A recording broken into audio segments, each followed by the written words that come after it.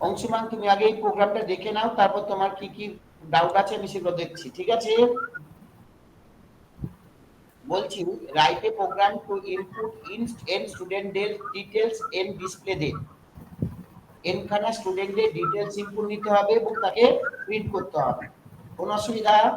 না স্যার। আমি এরকম লিখলাম, না না না এটা দিয়ে শুরু করলাম, as include stdio.h। তাহলে একটা স্টুডেন্টের জন্য কি নিতে পারি, একটা স্ট্রাক বানালাম, স্টুডেন্ট বানালাম, দিয়ে এখানে লিখে দিলাম int roll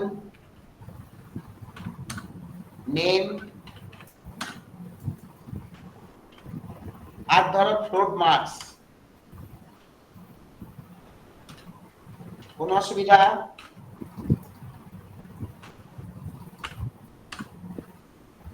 তাহলে আমি একটা স্টুডেন্ট বানালাম, তার মধ্যে কি কি ভেরিয়েবল আছে, রোল আছে, নেম আছে আর মার্কস আছে। কোন অসুবিধা? না স্যার। আচ্ছা, আমরা এরকম টাইপ ডেভ ইউজ করতে পারি। Type Dave struct student stew করে দিলাম। টাইপ ডেভ কি করে না, একটা স্ট্রাকচারকে রিনেম করে দেয়। মানে তুমি যেখানে তোমাকে বারবার স্ট্রাক্ট স্টুডেন্ট না লিখে শুধু স্টিউ লিখলেও হয়ে যাবে। তাহলে স্ট্রাক্ট স্টুডেন্ট টাইপ ডেভটা কি করে, টু রিনেম আ স্ট্রাকচার। একটা স্ট্রাকচারকে রিনেম করতে গেলে তোমাকে কি ইউজ করতে হবে, টাইপ ডেভ। তাহলে ইন্ট মেন করলাম, হ্যাঁ মানে ধরো আমি যদি এই লাইনটা না লিখতাম তাহলে কি লিখতাম, এখানে স্ট্রাক্ট স্টুডেন্ট আমাকে এন খানা স্টুডেন্ট বলেছে, আমি একটা কিছু একটা ভেরিয়েবল নিয়ে করতাম। তাহলে আমি এই টাইপ ডেভ দিয়ে এই স্ট্রাক্ট স্টুডেন্টকে রিনেম করে স্টু বানিয়ে দিলাম।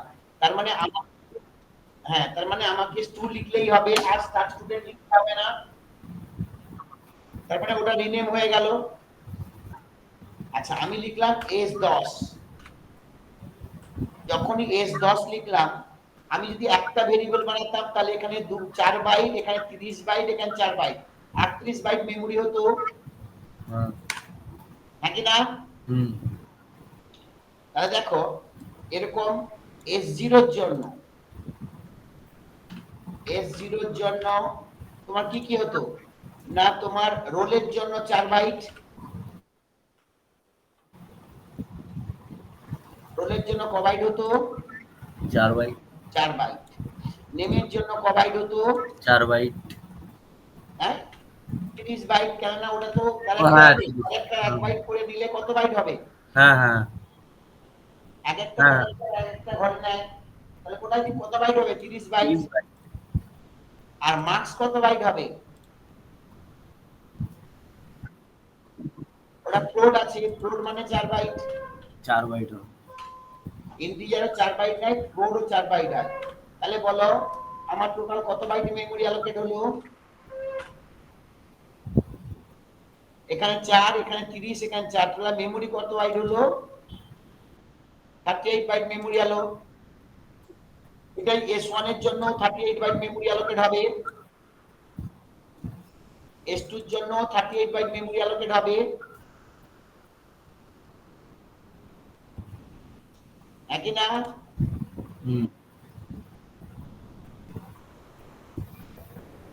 এরকম ভাবে তোমার কত দূর যাবে,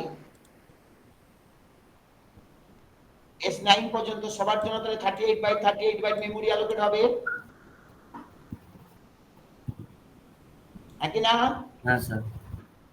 আমি এভাবে দেখিয়ে দিলাম আর বারবার ওই লিখলাম না। এটা S2 এর জন্য, এটা S1 এর জন্য হলো,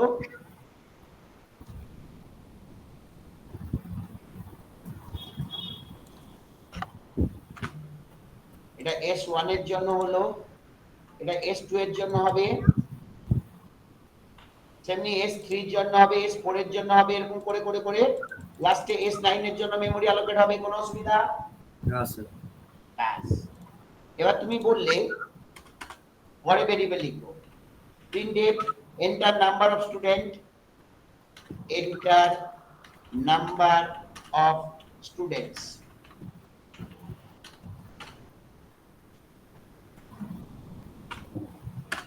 সে ধর বললো আমি n খানা স্টুডেন্ট নেব, বলে সে বললো 4 জন বা 5 জন বা 3 জন যা দেবে দেবে, তাকে 10 এর ভিতরে ইনপুট দিতে হবে, হ্যাঁ কি না? হ্যাঁ স্যার। ব্যাস, তাহলে এখানে আমার একটা ইন্ট এল লাগলো। এবারে আমি n খানা স্টুডেন্টের কি কি ইনপুট নেব, রোল নেম আর মার্কস, প্রিন্ট, আচ্ছা আমি একটা ফর লুপ চালিয়ে দিই, for I equal to 0, I less than n, I plus plus, printf enter roll, enter roll,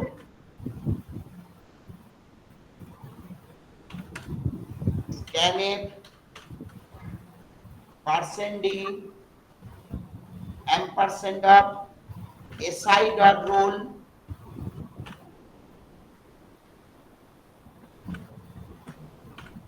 তারপর বললাম printf enter name,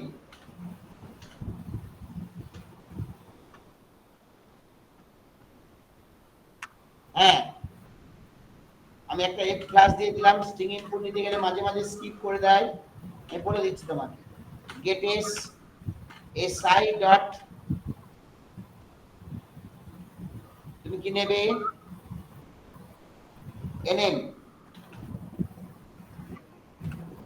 বলে দিচ্ছি, আবার f plus std, f plus std in, তারপরে get s, get s মানে ওই কি হয় স্ট্রিং ইনপুট নিতে গেলে মাঝে মাঝে স্ট্রিংটা স্কিপ করে যায় না,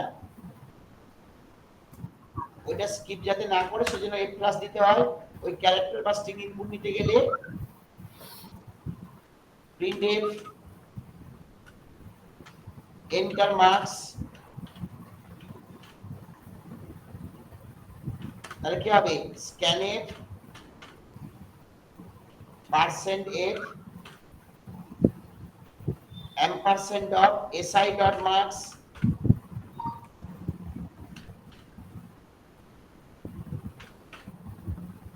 আচ্ছা এবার অংশ মানে এসো,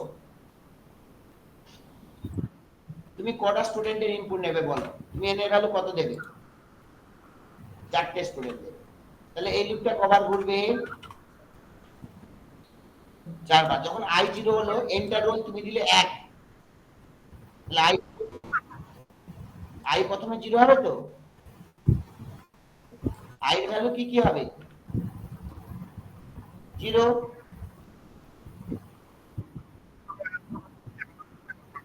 i তো 0 থেকে শুরু হবে, এবার তুমি বলে এন্টার রোল, সে দিল ধরো 10, তাই তুমি তাকে রাখছো কত s0 ডট রোলে, 0 ডট রোল মানে এই ঘরটাতে 10 রাখলে কোনো অসুবিধা না। এবারে বললে এন্টার নেম, তুমি দিলে এবিসি, সে দিল রাখলো s0 dot name, s0 dot নেমে এবিসি রাখলো, তারপর তুমি দিলে এন্টার মার্কস, তুমি ধরলে 85.5, সে s0 ডট মার্কস রাখলো,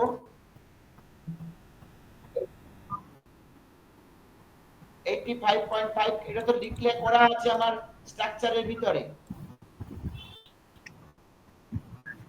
তাহলে আমার s0 ডট কেন একটা স্ট্রাকচারে ভেরিয়েবল দিয়ে structure data member dot dot দিয়ে অ্যাক্সেস করব, তারপর i ভ্যালু কত হবে 1, তোমাকে আবার চাইলাম এন্টার রোল, তুমি দিলে 5, তাহলে এখানে 5 হলো, কেন তখন i ভ্যালু কত 1, s1 ডট রোলে গিয়ে স্টোর হবে, এন্টার নেম তুমি দিলে xyz, i ভ্যালু 1 আছে মানে কোথায় স্টোর হবে s1 ডট name, বা তুমি দিলে xyz, তারপর তুমি দিলে এন্টার মার্কস, তুমি ধরো 90 দিলে, সেটা s1 ডট মার্কসে গিয়ে স্টোর হবে। তারপর আবার i ভ্যালু যখন 2 হবে তখন ওই 2 এর মধ্যে গিয়ে স্টোর হবে। যখন i ভ্যালু 3 হবে 3 এর মধ্যে গিয়ে স্টোর হবে। এবার বুঝেছো? তাহলে আমি স্ট্রাকচারটা আগে করতাম কি, শুধু s লিখতাম, আগের দিন করছিলাম s dot roll, s dot name, s dot marks. এখন যদি অ্যারে হয় তাহলে আমাকে অ্যাক্সেস করতে হবে s0 dot roll, s0 dot name, s0 dot marks, s1 dot roll, s1 dot name, s1 dot marks, s2 dot roll, s2 dot name, s2 dot marks. কোনো অসুবিধা? না স্যার। ইয়ে সৌরভ, ইয়ে তোমাদের সৌভাগ্য আর ঐশিক বুঝতে পারলে? হ্যাঁ স্যার। এবার আমরা প্রিন্ট করছি। প্রিন্টে ধর একটা স্ল্যাশ এন দিয়ে দিলাম, প্রথমে নেম প্রিন্ট হবে, রোল প্রিন্ট হবে, তারপর একটু স্ল্যাশ টেপ দিয়ে গ্যাপ দিয়ে নেম প্রিন্ট হবে, তারপর স্ল্যাশ টি দিয়ে গ্যাপ দিয়ে ও মার্কসটা প্রিন্ট হবে। আর ফর লুপ চালাই, কেন অ্যারে কে প্রিন্ট করতে গেলে আবার ফর লুপ চালাতে হবে। i equal to 0, i less than n, i plus plus। তাহলে আমাকে প্রথমে কি করতে হবে, রোল প্রিন্ট করতে হবে। তাহলে আমি লিখলাম প্রিন্টএফ, প্রতিবারে নিউ লাইনে প্রিন্ট হবে।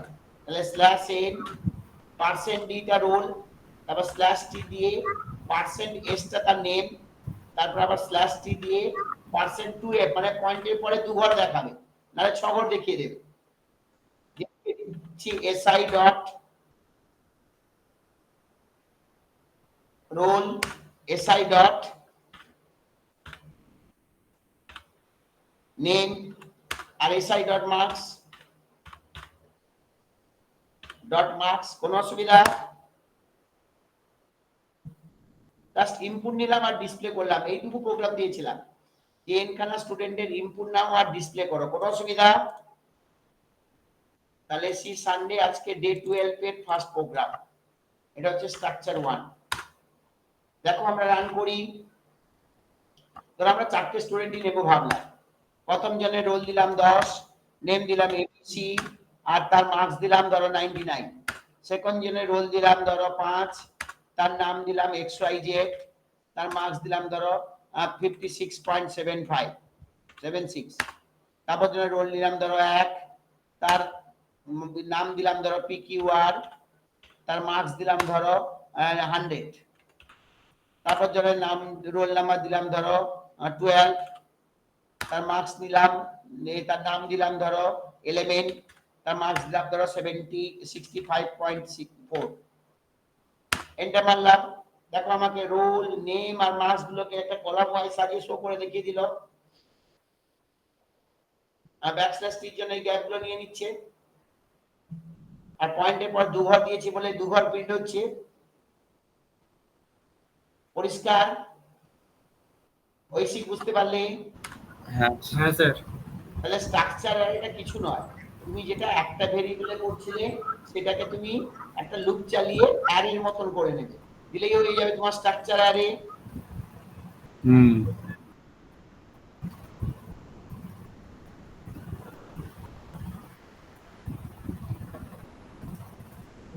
এবারে এবার যেটা আমরা পড়াবো, আমাদের আরেকটা কনসেপ্ট আছে union. Union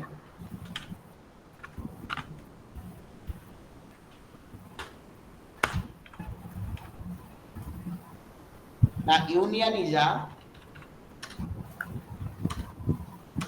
similar to a structure.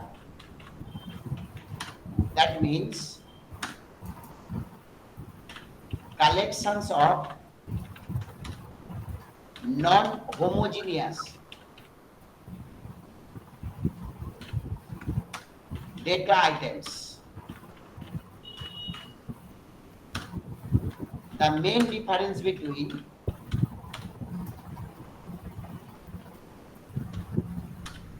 structure and union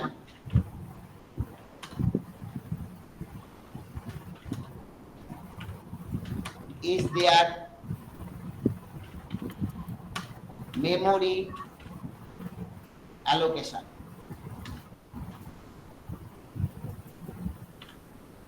নাকি না? কিরকম হবে জিনিসটা একটু বোঝাই। মানে ধরো এক্সাম্পল দিচ্ছি, এই প্রোগ্রাম খুব একটা করতে হয় না, শুধু এই ডিফারেন্সটা জানলেই হবে। তুমি লিখলে স্ট্রাক্ট, ধরো এক্স লিখলে ক্যাপিটাল এক্স, দিয়ে এখানে লিখলে int a dot b char c, যে স্ট্রাকচারটা কমপ্লিট করলে, যে স্ট্রাকচার একটা ভেরিয়েবল ডিক্লেয়ার করলে স্ট্রাক্ট এক্স x1, তাহলে বলো তো সৌম্য কত বাইট মেমোরি অ্যালোকেট হবে?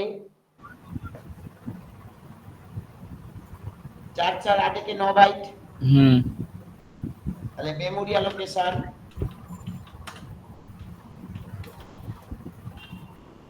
হবে এর জন্য 4 বাইট, বি এর জন্য 4 বাইট আর সি এর জন্য 1 বাইট।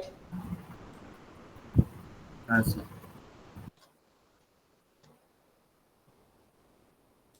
4 byte 4 byte 1 byte. এটা হলো এ, এটা হলো বি, এটা হলো সি।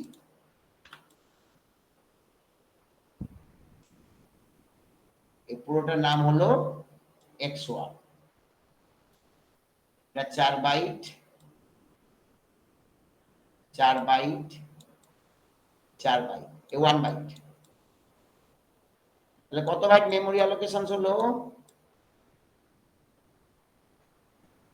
9 বাইট। এবার ধরো তুমি সেম এক্সাম্পলটা ইউনিয়ন দিয়ে লিখলে, ইউনিয়ন এক্স, এখানে তুমি লিখলে ইন্ট এ ডট বি আর ক্যার সি। যে তুমি যখন লিখলে স্ট্রাক্ট এক্স x1, তাহলে ও কি করবে? মেমোরি অ্যালোকেশন এর কোন 9 বাইট অ্যালোকেট করবে না, যেটা সবচেয়ে বড় সেটা অ্যালোকেট করবে মেমোরি অ্যালোকেশন। এটাই তার ডিফারেন্স। কত হবে না ম্যাক্স অফ, একদম max of int comma float comma car, that is equal to max of 4, 4, 1, শুধু 4। তা যদি 4 বাইটে শুধু মেমোরি অ্যালোকেট হয়, তা তুমি অনলি এ বা বি বা সি যে কোনো একটা ইনপুট নিতে পারবে। তাহলে তুমি যে কোনো একটা নিতে পারবে। x1 এখানে তুমি A B C we take, মানে 4 বাইট মেমোরি অ্যালোকেট হবে, we take input only one, we take input only one, we take input only one, either A or B or C, যে কোনো একটা তুমি ইনপুট নিতে পারবে, কিন্তু ইউনিয়নে তুমি সবকটা ইনপুট নিতে পারবে। তাহলে তুমি বলবে ইউনিয়নে তাহলে দরকার কি আছে? যখন একটা ইনপুট নিতে পারবে এতগুলো ভেরিয়েবল ডিক্লেয়ার করে পেলাম কেন, বা এরকম ইনপুট নিলাম কেন? ধরো এরকম একটা বললাম স্ট্রাক্ট ইউনিয়ন, ধর লিখলাম আইডেন্টিফিকেশন। এই আইডেন্টিফিকেশন এর মধ্যে তুমি পাসপোর্ট দিতে পারো, ভোটার আইডি দিতে পারো, আধার আইডি দিতে পারো। তাহলে ক্যার পাসপোর্ট যদি আমি একটা 40 সাইজে ডিক্লেয়ার করি, আধার আইডি একটা যদি 12 সাইজে ডিক্লেয়ার করি, আর একটা যদি তোমার ড্রাইভিং লাইসেন্স যদি আমি 40 সাইজে ডিক্লেয়ার করি, তুমি তো দেবে যে কোনো একটা ইনপুট। তাহলে যদি আমি স্ট্রাকচার দিয়ে করতাম আমার মেমোরি অনেক নষ্ট হতো। ইউনিয়ন দিয়ে করলে কি হবে? অনলি কত বাইট মেমোরি অ্যালোকেট হবে? Only 40 byte. সবচেয়ে বড়টা কোনটা? 40 বাইট। কেন না? user will input only one. User take input only one. তুমি যে কোনো একটা আইডেন্টিফিকেশন যে কোনো একটা দিলে হবে। তুমি তার জন্য স্ট্রাকচার করলে তুমি মেমরি বেকার নষ্ট হবে। 40 40 80 92 যদি আমি তাকে স্ট্রাকচারে করতাম তাহলে 92 বাইট মেমরি অ্যালোকেট হতো। Yes or no? না মানে ধরো ইউজার একটা আইডেন্টিফিকেশন প্রুফ দিতে চায়, তুমি তার পাসপোর্ট নিতে পারো বা আধার কার্ড আইডি নাম্বার দিতে পারো বা ড্রাইভিং লাইসেন্স যে কোনো একটা নিব। এখন তখন যদি আমি স্ট্রাকচারে করতাম, if you do it in structure, তাহলে কত বাইট মেমরি অ্যালোকেট হতো? মেমরি অ্যালোকেশন হতো, সে তো যে কোনো একটা ইনপুট দেবে, আর যে কোনো একটা ইনপুট দিলে বাদ বাকি ঘরগুলো তো খালি পড়ে থাকবে। এই ক্ষেত্রে ইউনিয়নটা ইউজ করা বুদ্ধিমানের কাজ। যে কোনো একটা ইনপুট তুমি নেবে, যদি স্ট্রাকচার বানাতে, এটা ইউনিয়নের জায়গায় স্ট্রাকচার বানাতে, তাহলে তো 92 বাইট মেমরি অ্যালোকেট হতো। কিন্তু তুমি ইউনিয়ন, ইউনিয়ন করলে কি হবে? মাত্র 40, তাহলে মাত্র 40 বাইট মেমরি অ্যালোকেট হবে। তুমি যে কোনো একটা ইনপুট নিতে পারো। Difference between structure and union না, আর কিছু আসে না। দিলে তুমি এরকম একটা ছবি বানিয়ে রেখে, না না না, স্ট্রাকচার ইউনিয়ন থেকে প্রোগ্রাম আসে না, স্ট্রাকচার ইউনিয়নের ডিফারেন্স স্ট্রাকচার। ঠিক আছে ঐশিক, বুঝতে পারলে? হ্যাঁ স্যার। আর নিয়ে চলে এসছো? হ্যাঁ স্যার, ওটাই নিতে যাচ্ছে ঐশিক। নিয়ে চলে এসছো না আনুনি এখনো? আনতে যাচ্ছে স্যার, এখনো যায়নি এখন। আচ্ছা আচ্ছা, ঠিক আছে। অংশুমান, তোমার কি প্রবলেম গুলো আছে এগুলো দেখি, তারপর আমি পয়েন্ট একটা ধরবো। হ্যাঁ, তোমার কি কি প্রবলেম আছে দেখিনি, কেন তোমার পরীক্ষা আছে তো, তোমারটাকে আগে প্রায়োরিটি দিই।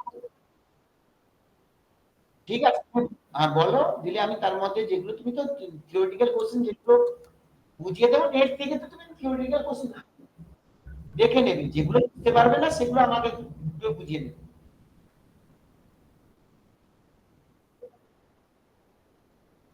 স্টেটমেন্ট বলবে, আমরা প্রত্যেকটা ইনস্ট্রাকশনস কে স্টেটমেন্ট বলি। সিতে আমাদের প্রত্যেকটা instructions is an statement.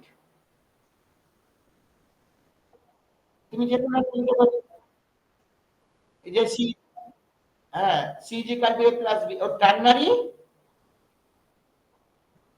Ternary ternary স্টেটমেন্টটা অন্য জিনিস, সেটা আলাদা, সেটা অন্য জিনিস, সেটা এখনো পড়াইনি, দাঁড়া বলে দিচ্ছি, তাও যখন এলো প্রসঙ্গ আসি, তোমরা শিখেও না। আচ্ছা, এটা হচ্ছে টার্নারি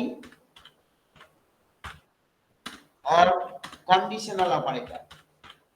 Conditional operator.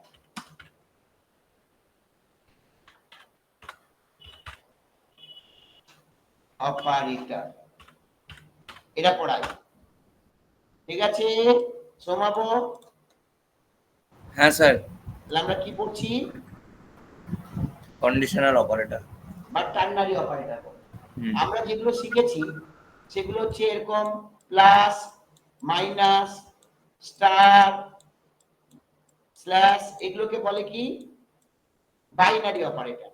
মানে দুটো অপারেন্ড একটা অপারেটর থাকবে, এটা কি? Binary operator. হ্যাঁ, বাইনারি অপারেটর। আর এগুলো যেগুলো পড়েছি আমরা, প্লাস প্লাস, মাইনাস মাইনাস, এগুলোকে বলে ইউনারি, মানে একটা অপারেন্ড থাকে। কি অপারেটর? Unary operator. এগুলোই তো স্যার ইনক্রিমেন্ট আর ডিক্রিমেন্ট, ওইগুলো বোঝানোর জন্য। তাহলে একটা অপারেন্ড হয় বলে ইউনারি লেখে। আর এগুলোকে লজিক্যাল এন্ড লজিক্যাল অর, এগুলোকে আমরা বলি লজিক্যাল অপারেটর।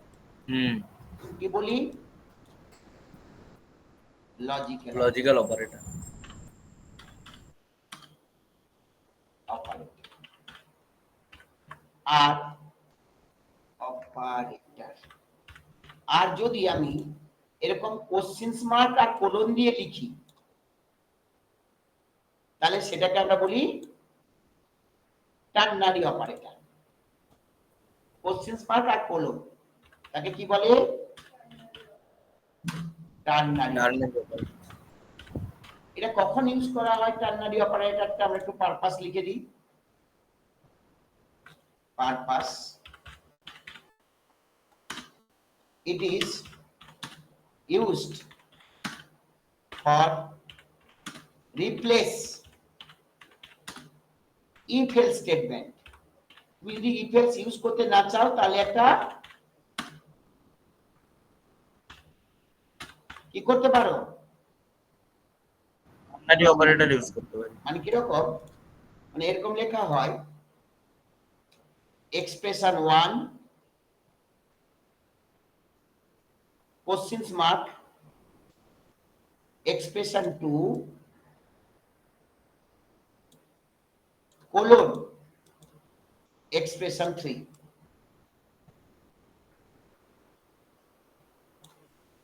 এই এক্সপ্রেশন 1 এ থাকে কন্ডিশন, এক্সপ্রেশন 1 এ কি থাকে?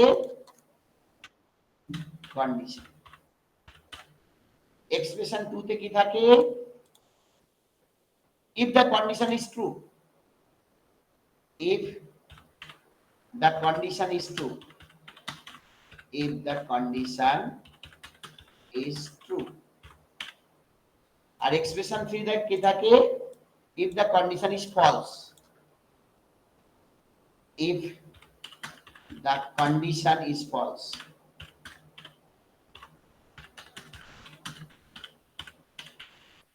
সমাব বুঝতে পারলে? হ্যাঁ স্যার। তাহলে এক্সপ্রেশন 1 এ কন্ডিশন থাকবে, কন্ডিশনটা ট্রু হলে এক্সপ্রেশন 2 টা কাজ করবে, নাহলে এক্সপ্রেশন 3 টা কাজ করবে। মানে কি রকম? লুপেরই মতো কিছুটা। হ্যাঁ, মানে ধরো লিখলাম in a equal to 100, b equal to 200। এবার লিখলাম c equals to a greater than b হলে a হবে, না হলে b হবে। তাহলে বলো তো c এর মধ্যে কত ভ্যালু আসবে?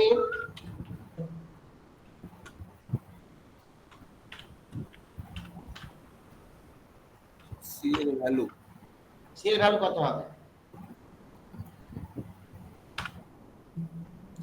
আগে বলো এই a greater than b টা ট্রু না ট্রু নয়? যদি ফলস হয় তাহলে b টা c এর মধ্যে যাবে, যদি ট্রুটা ট্রু হতে তাহলে এটা c এর মধ্যে যাবে। তাহলে b টা c এর মধ্যে গেলে কত হবে? আমার এসছে 200। তাহলে তোমাকে যদি টার্নারি স্টেটমেন্ট বলে তাহলে এইটা লিখলে হবে একটা টার্নারি স্টেটমেন্ট। বা তোমাকে এরকম বললাম এটা এই টার্নারি স্টেটমেন্ট দিয়ে কি করলাম বলো তো? দুটো নাম্বারের মধ্যে গ্রেটার কোনটা বার করলাম। যদি a গ্রেটার দেন b হয় তাহলে এটা গ্রেটার, না হলে b টা গ্রেটার। তোমাকে যদি বলি write a program to find the greater of two number using ternary operator, মানে ইফ এলস ইউজ করবে না, এটা লিখে দিলেই হবে। চলো আমরা করি, আর দু একটা প্রোগ্রাম করি ternary operator. Write a program to two find, যেগুলো ইফ এলস এর প্রোগ্রাম সেগুলো তুমি টার্নারি অপারেটর দিয়ে করতে পারো। Write a program to find the greater number of two input numbers, তাহলে আমি লিখলাম এরকম has include stdio.h, এরকম লিখলাম int main, তিনটে ভেরিয়েবল নিলাম int a b c, লিখলাম printf enter two numbers,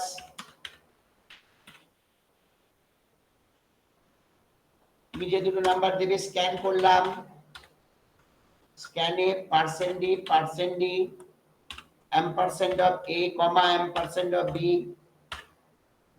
এবার লিখে দিলাম সেরকম c is equal to যদি a b এর থেকে বড় হয় তাহলে আমার অ্যানসার হবে a যদি b এর থেকে বড় হয় তাহলে আমার অ্যানসার হবে a না হলে অ্যানসার হবে b printf greater number is percent d c কোন অসুবিধা টার্নারি অপারেটর রান করি দুই নাম্বার যা খুশি 6 আর 8 দিলে 8 উল্টো দিলে 8 আর 4 দিলে 8 কোন অসুবিধা এবার যদি তোমাকে বলে সমভাবে বুঝতে পারলে তো ঐশিক হ্যাঁ স্যার জাস্ট এটা একটা টার্নারি অপারেটর ইউজ করলাম এটা ইফ এলস কে রিপ্লেস করে আর কিছু করে না আর তুমি বলেছিলে অংশমান যে একটা টার্নারি স্টেটমেন্ট লিখতে এরকম একটা টার্নারি স্টেটমেন্ট লিখে দেবে হ্যাঁ এরকম একটা एग्जांपल দিয়ে বলবে এটা হচ্ছে টার্নারি স্টেটমেন্ট আর এটা আউটপুট হবে 200 এরকম একটা দিয়ে দিলে আচ্ছা তোমাকে ধরো এরকম বললো আরেকটা পড়িয়ে দিই যখন ধরেছি এই টপিকটা পুরোটা পড়িয়ে দিই write a program to find the greatest number of three input numbers using ternary operator greatest number of three input numbers using ternary operator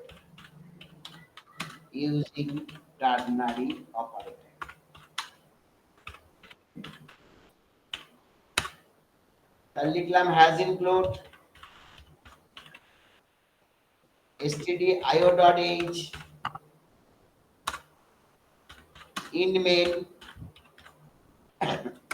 তিনটে নাম্বার তো ইনপুট নিতে হবে int a b c আর প্রথম দুটোর মধ্যে হাইয়েস্ট বার করব g তে আর g আর c এর মধ্যে বার করব ধরো g1 বললাম printf বলছি পরে g আর g1 কি কাজে লাগে enter three numbers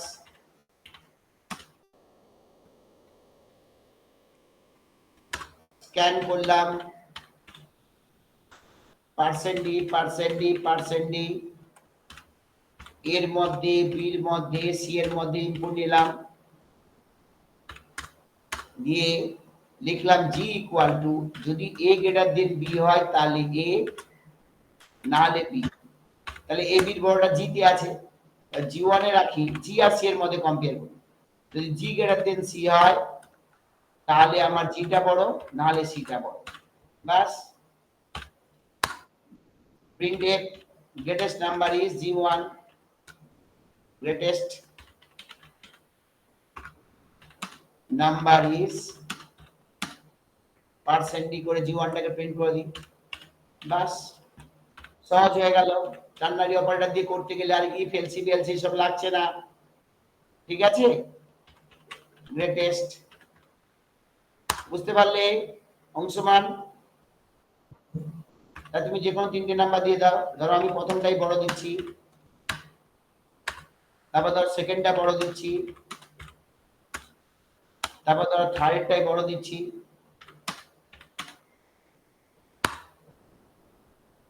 তুমি যেখানেই বড় দাও না কেন তোমার চলবে কোনো অসুবিধা এটা কি বলো টার্নারি অপারেটর বলো তুমি বলছিলে আর কি তোমার আছে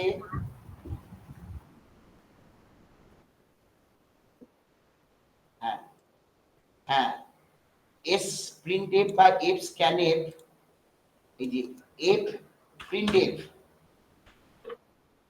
হ্যাঁ s printf টা কি হয় না কালারিং প্রিন্টিং এর জন্য ইউজ হয় কি হয় স্ট্রিং এন্ড কালার কি বললাম তুমি তো এগুলো তো জাস্ট একবার দেখে নিলেই বুঝে যাবে এরকম লিখবে আর কি লিখবে s printf in c just মানে আমি তোমাকে বলে দিচ্ছি জাস্ট তুমি এই s printf এর কিছু দেখতে হবে না তার প্রোটোটাইপটা এই যে বাফার লেখা থাকে এই s printf দিয়ে তুমি সে কোন বাফার লিখতে চাইছো সেগুলো আসে বাফারের মধ্যে বাফার একটা মেমরি লোকেশনস বাফারটা কি? হ্যাঁ, তাহলে এস প্রিন্টএফ এর প্রোটোটাইপটা মানে এটা। তুমি কোথায় লিখতে চাও, কি কি স্ট্রিং লিখতে চাও, তার মানে সিনট্যাক্সটা হচ্ছে তুমি কোথায় লিখতে চাও। মানে আমি একটা বাফারে লিখতে চাই, বাফার মানে কি? একটা ক্যারেক্টার অ্যারের মধ্যে, মানে এই পুরো আউটপুটটাকে আমি একটা ক্যারেক্টার অ্যারের মধ্যে লিখে রাখতে চাই। বুঝতে পারলে? মানে ধরো আমি তোমাকে একটা এক্সাম্পল, ধরো আমি লিখলাম হ্যাজ ইনক্লুড stdio.h, কোনো অসুবিধা? ব্যাস, আমি ধরো ইন মেন লিখলাম, একটা ইন্ট এ আছে, তার ভ্যালু 5 আছে, আমার কাছে একটা ক্যারেক্টার অ্যারে আছে, কোনো অসুবিধা? আমি যদি এমনি লিখি প্রিন্টএফ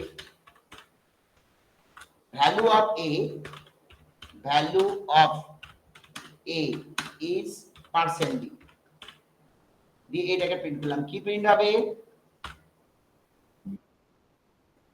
তাহলে ভ্যালু অফ এ ইজ 5।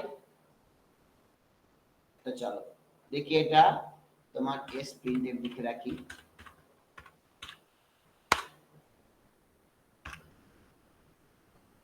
এটা ইউজ হচ্ছে না বলে ওটাকে অন্য নাম দিয়ে দাও, B30 ঠিক আছে। ভ্যালু অফ এ ইজ 5, আমি এই লেখাটাকেই, এই ভ্যালু অফ এ ইজ 5 এই লেখাটাকে আমি ওই অ্যারের মধ্যে স্টোর করতে চাইছি। তখন আমি এরকম এস প্রিন্টএফ দিয়ে ওই বি এর মধ্যে স্টোর করে দিলাম, তাহলে ভ্যালু অফ এ ইজ এই পুরো লেখাটা কার মধ্যে স্টোর হলো? ওই বি এর মধ্যে।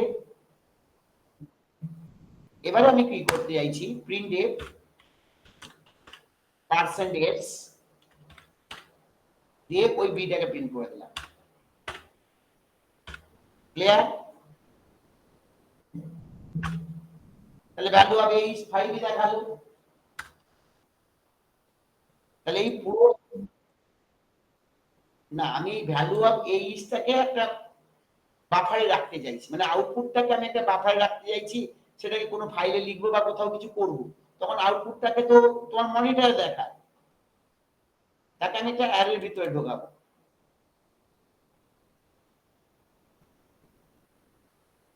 ক্লিয়ার না? বুঝিনি?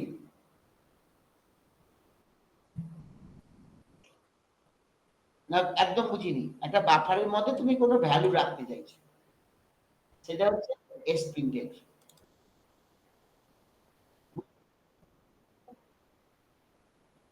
এটা হচ্ছে তোমার কি না, ক্যারেক্টার স্ট্রিং যেখানে তুমি ভ্যালুটা স্টোর করতে চাইছো, আর এটা হচ্ছে তোমার ক্যারেক্টার, যে ক্যারেক্টারগুলোকে তুমি তার মধ্যে রাখতে চাইছো। যেমন strcpy তে তুমি একটা কোনোটার মধ্যে স্ট্রিং কপি করতে না, ওই এস প্রিন্টএফ এ তুমি একটা বাফারের মধ্যে কপি করলে, আর কিছু না।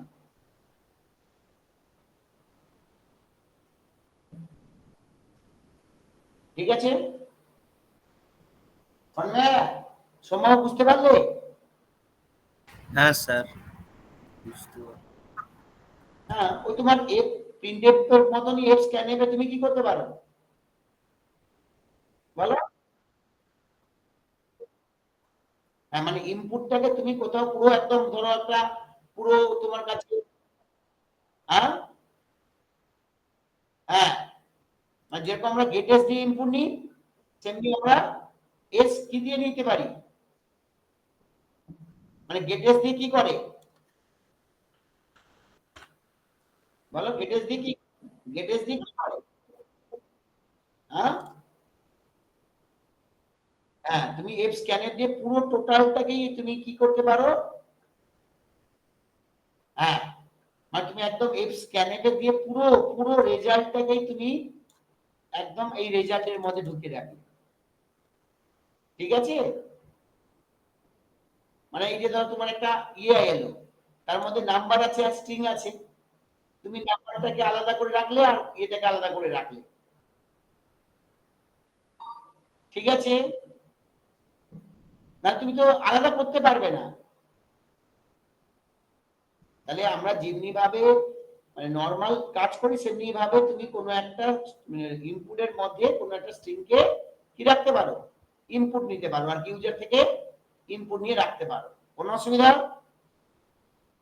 তাহলে সেই ইনপুটটা কি নিল, নেম আর নাম্বার দিয়ে সেটাকে কার মধ্যে রেখে দিল, ইনপুটের মধ্যে। আর তুমি যাই দাও না কেন আমি একটা স্ট্রিং এর মধ্যে রাখবো, তখনই আমরা কি ইউজ করব, এবার বুঝতে পেরেছ না পারোনি? কিছু না, S printf F scanf just মানে স্ট্রিং কে প্রিন্ট করবে আর স্ট্রিং কে ইনপুট নেবে, ওই জন্য আগে এস মানে স্ট্রিং, স্ট্রিং কে প্রিন্ট করব মানে কি একটা স্ট্রিং কে কপি করে রাখবো। স্ক্যানএফ কি হবে, তুমি যে ইনপুটটা দেবে সেটা আমি একটা স্ট্রিং এর মধ্যে রেখে দেবো। মানে ধরো আমি এই জায়গায় যদি স্ক্যানএফ দিই, ঠিক আছে, কি দিলাম, যে এর এই ভ্যালুটা তোমার কাছ থেকে ইনপুট চাইলাম, তার মধ্যে রাখবো ডির মধ্যে, কোনো অসুবিধা? তাহলে লিখলাম %d, কি লিখবো, ampersand of a,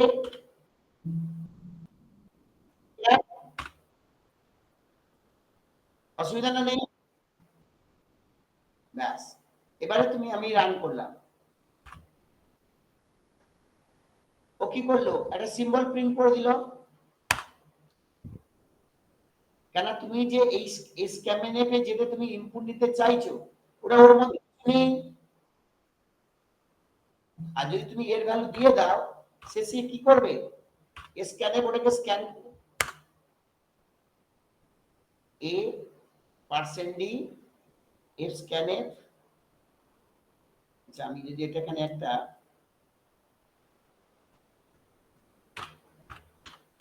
কনস্ট করে দিই,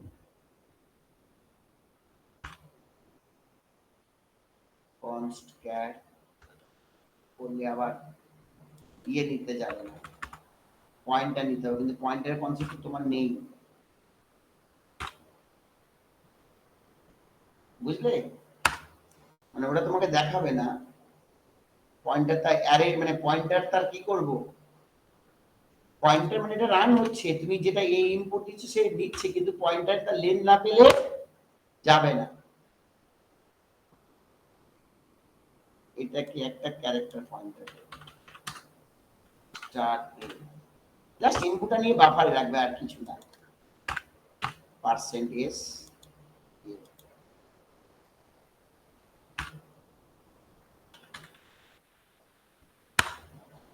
এটা মানে একটা ওর লেন্থ ডিটারমাইন করতে হবে, মানে ওর লেন্থটা না দিলে মানে এটাকে রান টাইমে মেমরি করে লেন্থ, নালে দেখাবে, লেন্থটা ডিটারমাইন না করে দিলে দেখাবে না।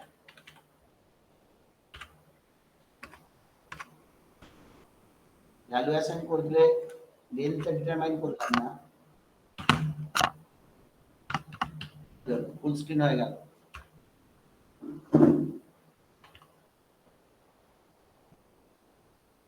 F5 না, ফুল স্ক্রিন কমায় কি করে,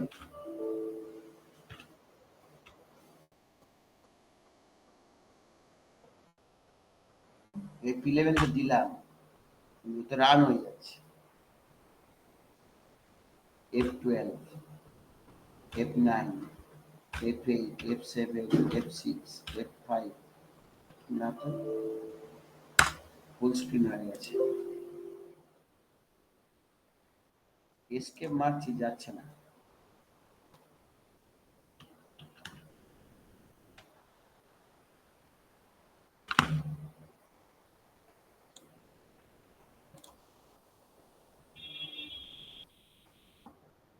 মানে এখান দেখেছো ও একটা সাইজ আগে কি করেছে, কনস্ট্যান্ট ক্যারেক্টার করে বানিয়ে নিয়েছে, তারপরে সে এই রেজাল্টের মধ্যে নিয়ে নাম্বার আর নেমটাকে আলাদা করে করে করে প্রিন্ট করেছে।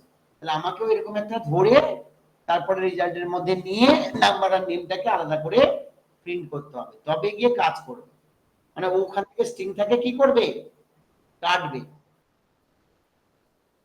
না বুঝিনি? না বুঝিনি।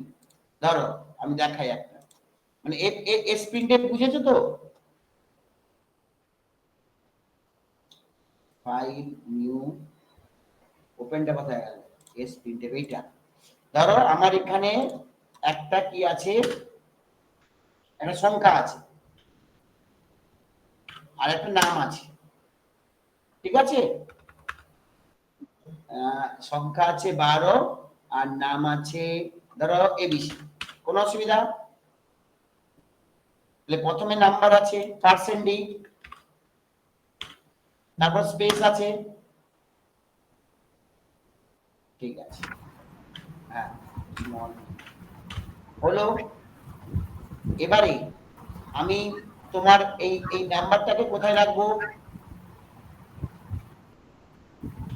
নাম্বারটাকে তাহলে একটা ইন্টিজারের মধ্যে রাখবো, বি এর মধ্যে রাখবো, তাহলে অ্যাম্পারস্যান্ড বি দিলাম। আর তোমার এই নামটাকে কার মধ্যে রাখবো?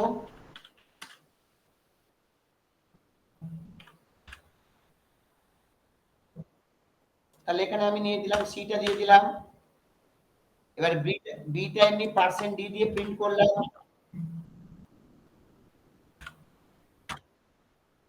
%s দিয়ে,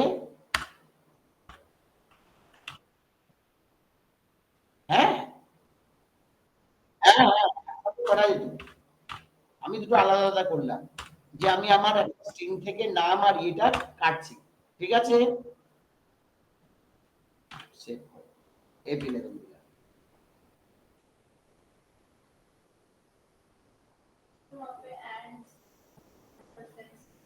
ना वो तो तुम्हारा एक एरे है,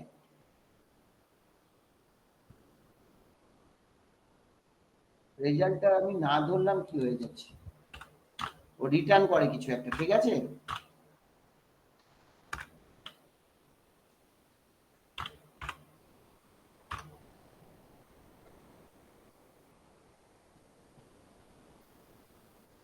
ও আমার কাছে অরিজিনাল স্ট্রিংটা কি আছে গো? এ, ঠিক আছে? আর নেম আর এসটা কেটে দিলে না? ওই তোমার তাহলে একটা স্ট্রিং থেকে তুমি যদি তাকে সেপারেট করতে চাও কিছু, তাহলে তোমাকে কি লাগবে? S scanf. তাহলে এফ স্ক্যানএফ কি করলো? এইটাকে সে পড়লো, পড়ে সেখান থেকে সে স্ট্রিংটাকে আর ইন্টিজারটাকে কি করলো? মানে সেপারেট করলো। তাহলে একটা স্ক্যানএফে তোমার যদি একটা নন হোমোজিনিয়াস টাইপের ডেটা থাকে, তাকে তুমি তুমি যদি সেপারেট করতে চাও তাহলে কি করা যাবে? হ্যাঁ, আর এই প্রিন্টএফ দিয়ে তুমি যদি কোনো বাফারের মধ্যে কিছু লিখতে চাও, কোনো আউটপুটকে তুমি লিখতে পারো, কোনো অসুবিধা? তোমাকে তো শুধু পুরোটাই চেয়েছে, পুরোটাই মানে লিখতে হবে যে এখানে এস প্রিন্টএফে এখানে কি থাকবে? একটা ক্যারেক্টার অ্যারে বা পয়েন্টার, আর এখানে স্ট্রিং থাকবে, কমা দিয়ে যত খুশি থাকতে পারে, যা খুশি। এখানে তোমার কি লিখতে হবে? একটা পয়েন্টার বা তোমার করসপন্ডিং একটা ক্যারেক্টার অ্যারে, তারপর তোমার বিভিন্ন ফরম্যাট স্পেসিফায়ার আর ভেরিয়েবল নেমস। হ্যাঁ, কোডটাই মানে দেখতে কেমন? তুমি একটা এক্সাম্পল দিয়ে দেখিয়ে দিতে পারবে? তুমি একটা এক্সাম্পল নিয়ে দেখিয়ে দিতে পারবে? এই এক্সাম্পলই দেখিয়ে দিতে পারবে।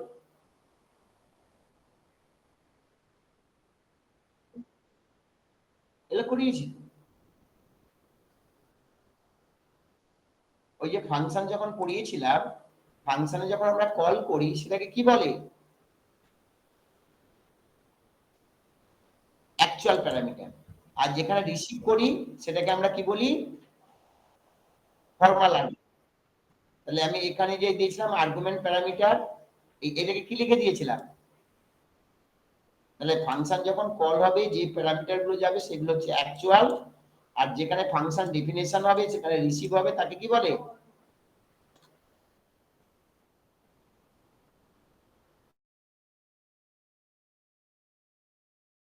লিখেছি আর্গুমেন্ট অর প্যারামিটার। আর্গুমেন্ট মানে প্যারামিটার, এখানে ডেফিনেশনে লিখেও দিয়েছিলাম।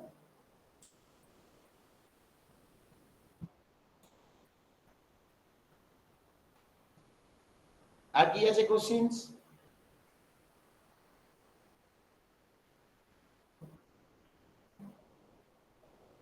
ওরা তো ফাইলের।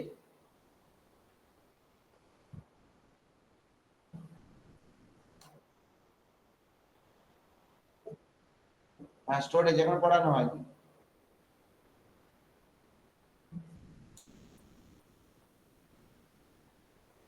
ফাইল না পড়লে বুঝলে ওটা সহজ কোশ্চিন, কিন্তু তুমি ফাইল না পড়লে সেগুলোকে কি করে বোঝাবো আমি?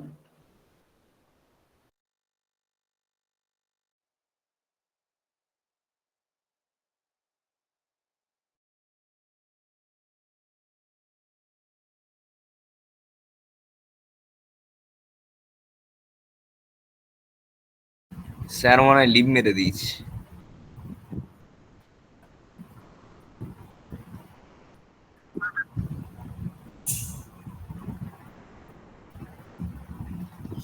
ছুটি।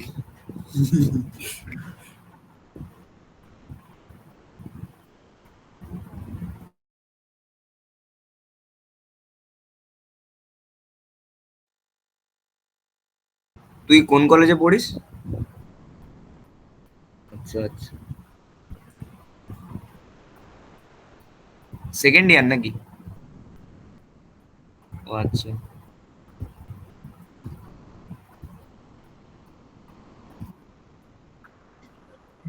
হ্যাঁ, বলো বলো বলো।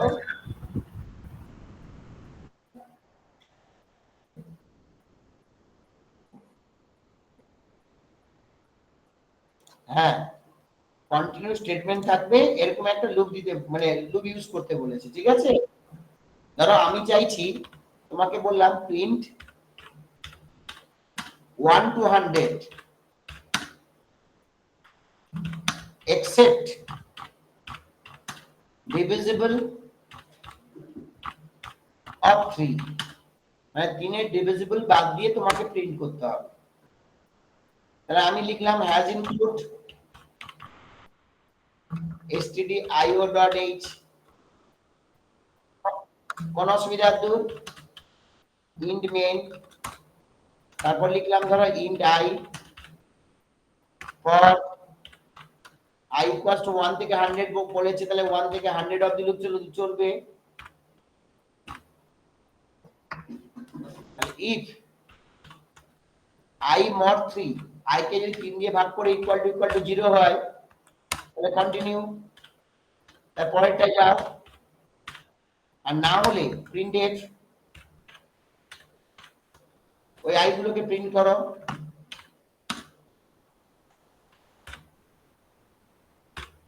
তার মানে আমি যেগুলো 3 এর ডিভিজিবল, মানে 3, 6, 9, 12 এগুলোকে প্রিন্ট করতে চাইছি না, তাহলে আমাকে ফর লুপ গুলোকে লিখতে হলে কি লিখবো? 1 থেকে 2, আবার 4 থেকে 6, 4 থেকে 5, আবার 6 থেকে উপরে তো পার্ট পার্ট লেখা সম্ভব নয়। সেই জন্য আমি কি করলাম, যেগুলো ডিভিজিবল বাই 3 হবে তুমি পরে ইটারেশনে চলে যাও। তাহলে এটা মানে কি, move to the next iteration, মানে নিচে যে পার্ট আছে সেগুলো আর কাজ করবে না। তাহলে move to the next iteration, যেখানে কন্টিনিউ পাবে তার পরের যেগুলো আছে সেগুলো আর কাজ করবে? কাজ করবে না। Yes or no? হ্যাঁ, স্যার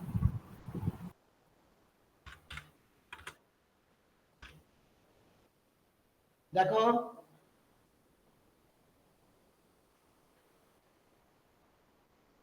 আসবে না, তার মানে ডিভিজিবল বাই 3 হলে আমি সেই ইটারেশনটা কন্টিনিউ করে, এরপরে আরো অনেক লাইন আছে ধরো, আমি সেগুলো করতে চাই না।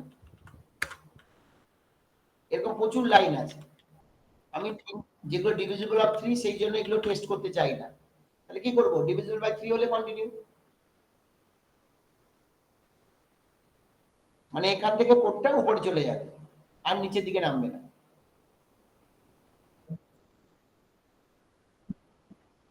হ্যাঁ, মুভ টু দা, মানে আইড ভ্যালু যত না 3 এর পরে কত ছিল, 3 mod 3 0, কন্টিনিউ মানে কত 4 হয়ে যাবে। 4 ডিভিজিবল নয় 4 প্রিন্ট হলো, 5 ডিভিজিবল নয় 5 প্রিন্ট হলো, 6 হলে আবার 7 এ চলে যাবে। বুঝতে পেরেছো? তুমি এরকম লিখে দেবে। বলো।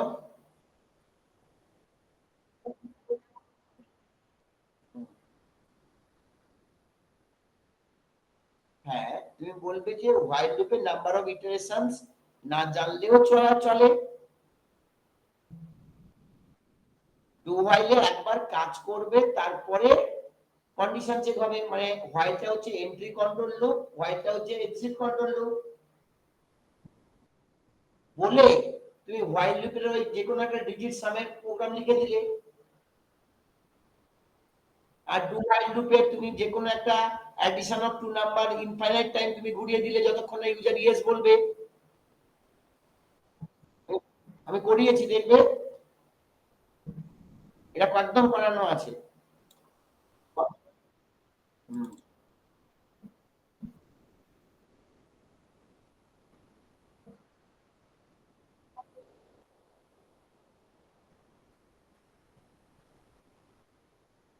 আবার বলো।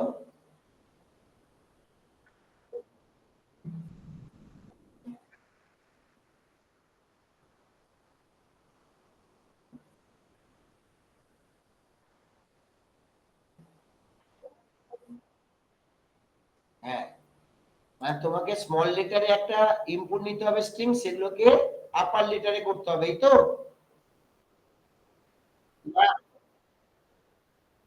না, আপার ইয়ে স্মল থাকলে আপার করতে হবে, আপার থাকলে স্মল করতে হবে। কোশ্চেনটা আরেকবার বলো।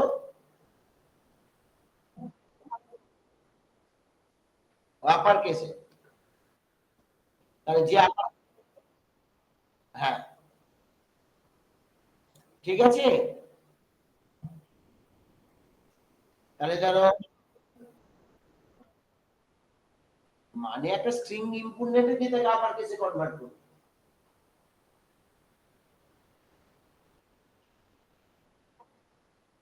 না, ঠিক আছে, just converts in upper case, এই তো। তুমি হেডার ফাইল ইউজ করতে পারবে না, কারণ আমাদের টু আপার বলে ফাংশনই আছে। যাই হোক, stdio.h হলো, ইন মেন নিলাম, ক্যারেক্টার অ্যারে নিলাম, কোনো অসুবিধা? এবারে আমাদের স্মল এ হচ্ছে 97, স্মল এর ASCII ভ্যালু কত, ক্যাপিটাল এর কত 65, মানে a কে যদি তুমি ইন্টিজারে প্রিন্ট করো তার ভ্যালু হয় একটা, সেটাকে বলে ASCII ভ্যালু। মানে কি হয়, আমাদের কম্পিউটার তো বাইনারি ছাড়া কিছু বোঝে না, তাহলে তুমি এই ইনপুট সেই এ কে আউটপুট দেখাচ্ছে কি করে, সে কি করে এর রেসপেক্টে একটা নাম্বার কনভার্টার, এটা গ্লোবালি অ্যাকসেপ্টেড, মানে এটাকে বলি American standard code for information interchange, এটাকে বলে ASCII। এই স্মল এ মানে 97, ক্যাপিটাল এম মানে 65 সব সময়, যতদিন কম্পিউটার পড়বে ততদিন পর্যন্ত এ মানে 97, এটা মানে 65, ঠিক আছে। তাহলে এ যদি 97 হয়, তাহলে জেড কত হবে,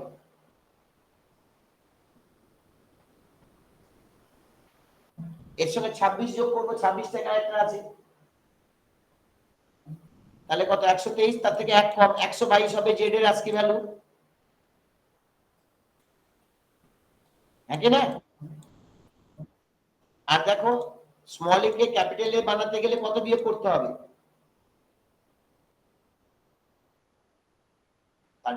তাহলে প্রত্যেকটা লিড ক্যারেক্টার থেকে যদি 32 বিয়োগ করে দিই সে আপার কেস হয়ে যাবে। ব্যাস, তাহলে লিখলাম প্রিন্টএফ ইন্টারেস্টিং, একটা স্ট্রিং ইনপুট দিলে ওয়ান ডাইমেনশনাল হলো এটা, গেটে সে তুমি ইনপুটটা নিলে, ব্যাস ইন্ট I ইকুয়াল টু 0 করলে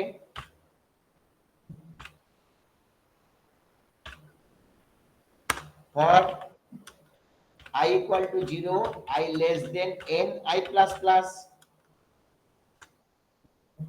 I less than কি হবে যতক্ষণ না ai তে নাল না হয়, ai not equals null, clear? তাহলে যদি তুমি দেখো if ai এর ভ্যালুটা স্মল a মানে 97 থেকে বেশি and ai এর ভ্যালুটা 122 থেকে কম, ঠিক আছে, তুমি আরেকটা ক্যারেক্টার অ্যারে নিয়ে নিলে যার মধ্যে তুমি আপার কেসটা স্টোর করবে, ধরো বি অ্যারে দিয়ে লিখে দিলে bi equals to ai plus 32, আর না হলে এলস যা ছিল তাই থাকবে, মানে তোমার যদি কোনো ডিজিট থাকে বা কোনো স্পেস টেস থাকে সেগুলো তো চেঞ্জ করার দরকার নেই,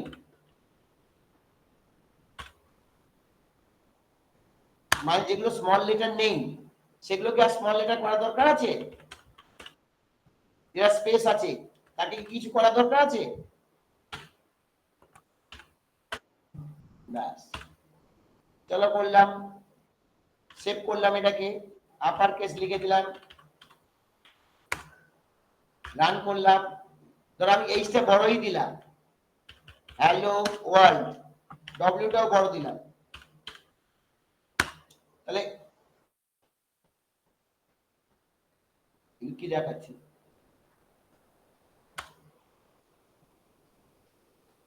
ও 32 বিয়োগ করবো, 32 কি করব, হ্যাঁ হ্যালো ওয়ার্ল্ড, সব ক্যাপিটাল হয়ে গেল, তুমি যদি সব স্মলেও দাও সে সব ক্যাপিটাল করে দেবে, দিস ইজ টেস্ট, তার মানে প্রত্যেক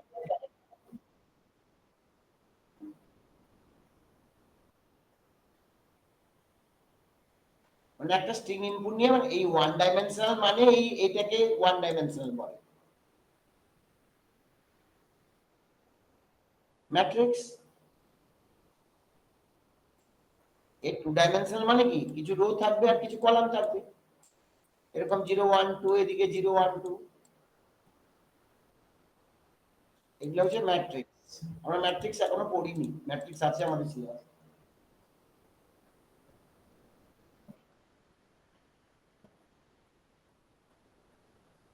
হ্যাশ ডিফাইন, এটা macro,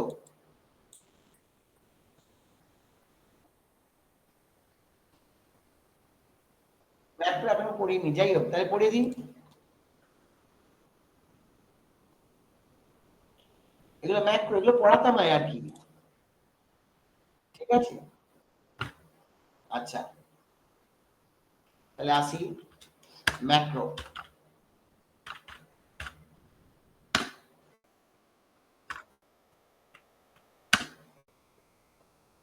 macro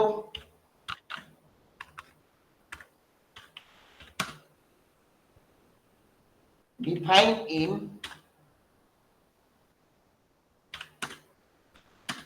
has defined symbol,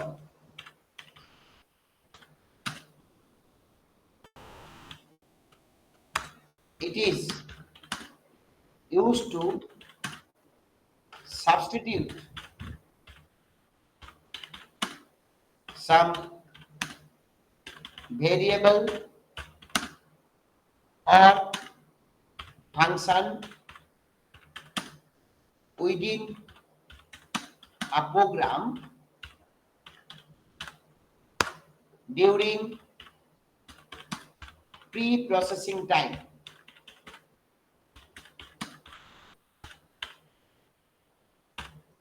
ঐশিক আর সৌম্য বুঝতে পারছো তো? হ্যাঁ স্যার শুনছি। Macro are of two types. এক নম্বর আমরা বলি ভেরিয়েবল ম্যাক্রো,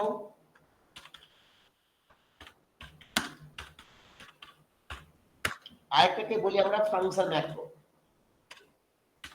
ফাংশন ম্যাক্রো, ধর আমি তোমাকে দুটো এক্সাম্পল দিয়ে বোঝাই, তাহলে আরো ভালো বুঝতে পারবে। আমি লিখলাম হ্যাজ ডিফাইন বা হ্যাজ ইনক্লুড stdio.h লিখলাম, অংশমান কোনো অসুবিধা?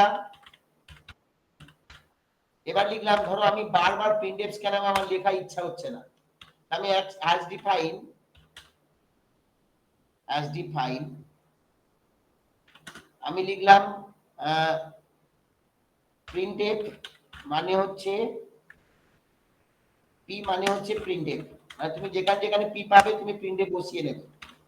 as define s মানে হচ্ছে স্ক্যানএফ, আমি যেখানে যেখানে s লিখবো তুমি স্ক্যানএফ বসিয়ে নেবে। as define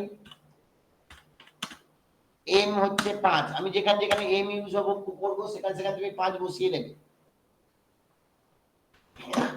ইন মেন করলাম, এগুলো সবই ভেরিয়েবল ম্যাক্রো, এই সবই। হ্যাঁ, ধরো আমি লিখলাম ইন a,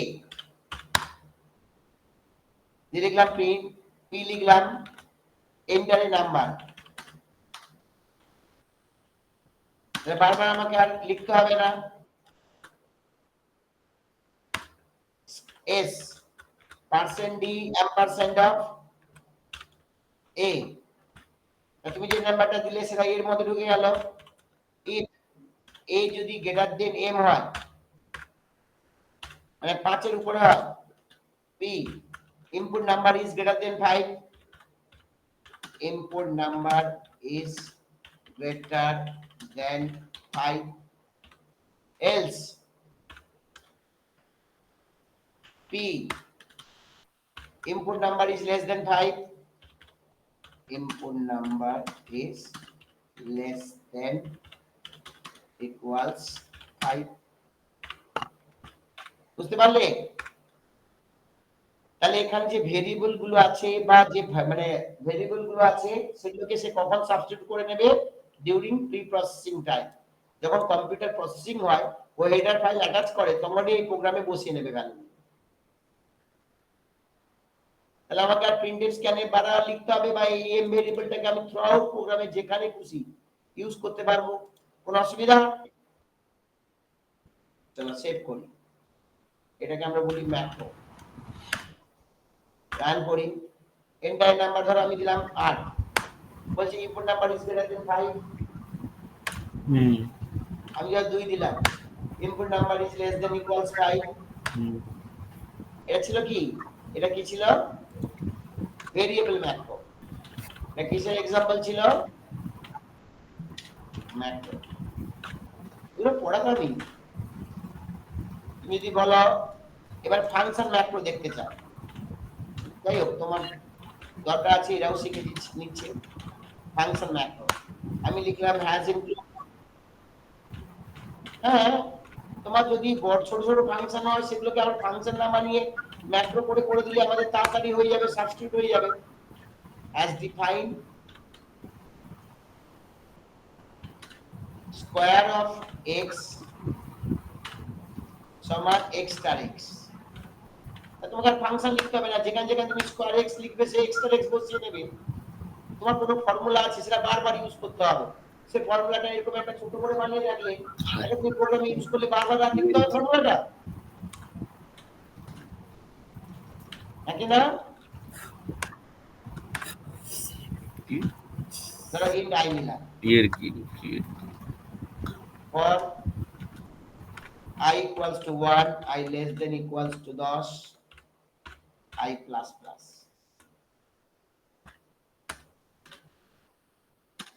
printf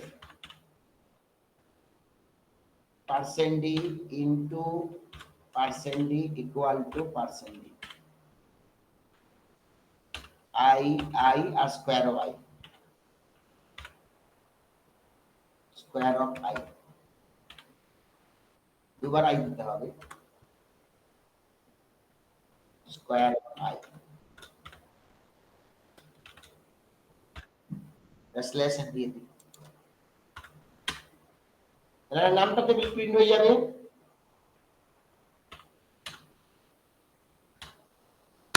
এটা মাল্টিপ্লিকেশন টেবিল প্রিন্ট হয়ে যাবে।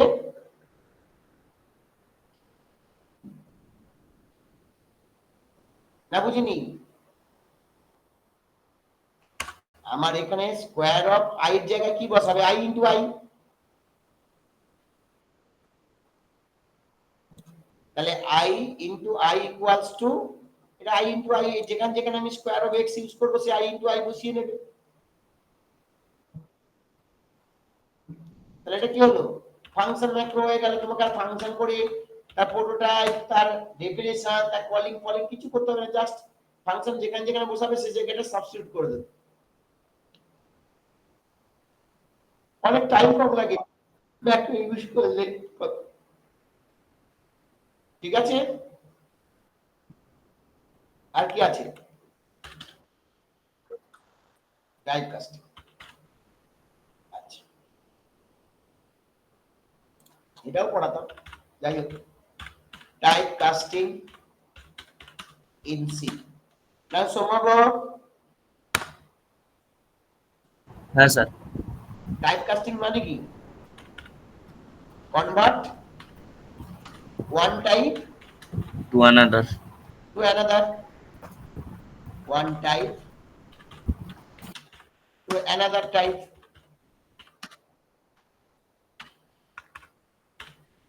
আর সিতে টাইপ কাস্টিং দুই রকমের হয়। Two types of type casting. Two types of type casting. একটাকে আমরা বলি ইমপ্লিসিট টাইপ কাস্টিং।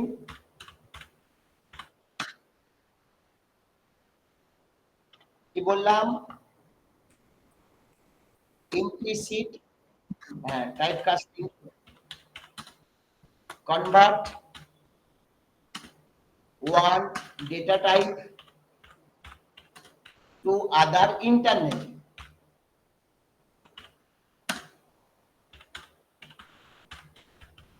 কোন অসুবিধা? যেমন ধরো আমি একটা এক্সাম্পল দিচ্ছি, int has include implicit typecasting এর এক্সাম্পল দিচ্ছি। stdio.h int main, ধরো int a equals to 99 আছে, আমি char b equal to a করলাম, printed % c b করলাম, কি হবে বলতো? 99 দিয়েছি এর মধ্যে ইন্টিজার, কিন্তু ক্যারেক্টারের মধ্যে তো 99 ঢুকবে না,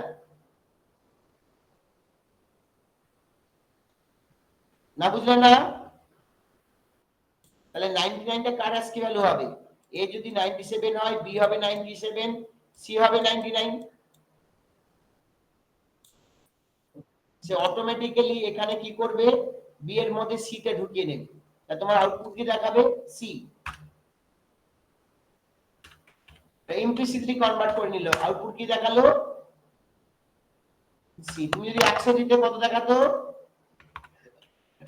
d। তুমি যদি 101 দিতে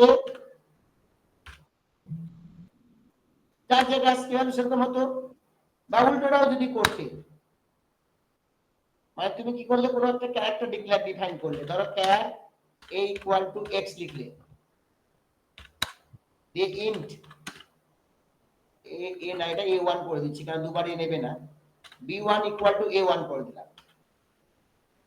তাহলে a1 এর মধ্যে কি ঢুকবে? এ b1 এর মধ্যে কি ঢুকবে? এই x টা ঢুকবে, কিন্তু x তো ইন্টিজারের মধ্যে ঢোকে না, তার ASCII ভ্যালুটা ঢুকে যাবে। তাহলে কি হবে? x এর যে ASCII ভ্যালু সেটা প্রিন্ট হয়ে যাবে b1 এর মধ্যে, না বুঝিনি? 120 না বুঝিনি হ্যাঁ, x sir. 120 Y 122 Z 100 Z হচ্ছে 122 যেটা আমি ধরলাম এর বুঝতে পারলে তাহলে এটা কি বলে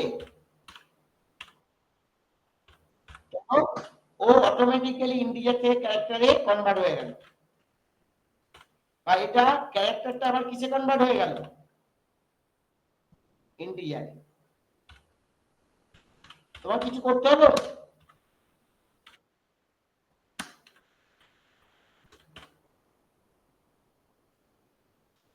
convert into char automatically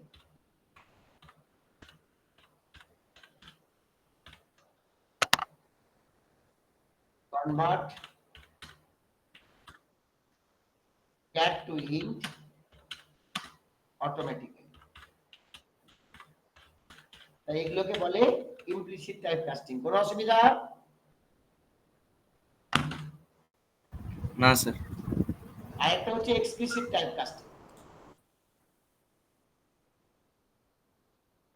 B হচ্ছে এক্সপ্লিসিট তোমাকে করতে হবে manually explicit type casting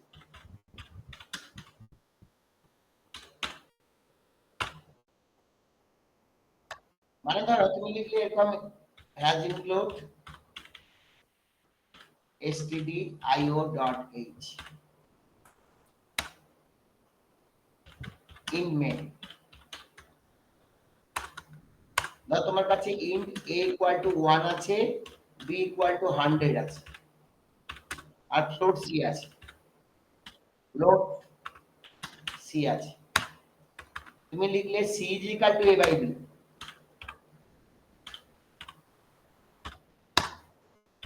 printf %f দিয়ে প্রিন্ট করলে c কে কত প্রিন্ট হবে বলো তো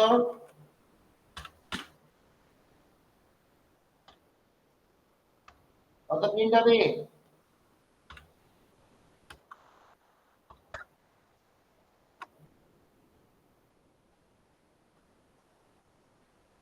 এ কত প্রিন্ট হবে